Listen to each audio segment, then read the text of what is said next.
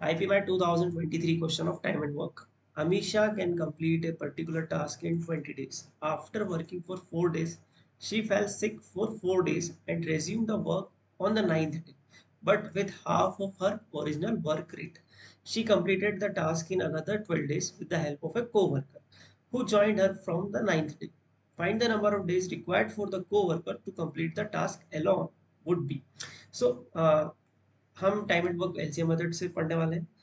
इस क्वेश्चन का एक सॉल्यूशन जो है कि अमीशा अगर 20 डेज में काम कंप्लीट कर रही है और सिर्फ स्टार्टिंग में अमीशा ही थी, वर्क हमने एज्यूम कर लिया कि हमारे पास जो वर्क था 20 यूनिट का वर्क है, राइट। अगर 20 डेज में कोई काम करती मतलब एक दिन में एक काम करती मतलब 1 यूनिट पर डे था, ये इसकी एफिशिएंसी होगी और ये इसका टाइम था, right.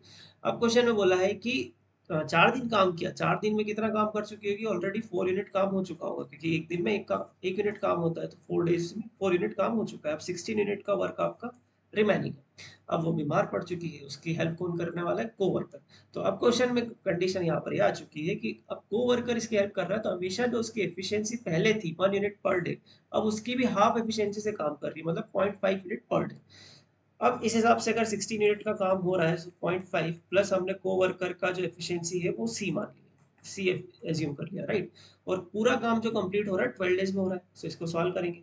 16 plus 12 into 0.5 is, sorry, 16 is equals to 6 plus 12c, right? So 10 is equals to 12c. So co-worker की जो एफिशिएंसी आ गई कितनी आ गई, 10/12 मतलब 5/6।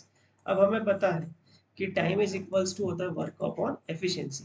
हमारा वर्क कितना था, हमारा वर्क था 20 यूनिट्स का। अब इसी वर्क को करने में कोवर्कर को कितना टाइम लगेगा, तो 5/6 से डिवाइड किया, सो 5/6 से आपने जब इसको सॉल्व किया, सो आंसर आ रहा है 24 days, right बच्चों। So correct answer of this question is 24.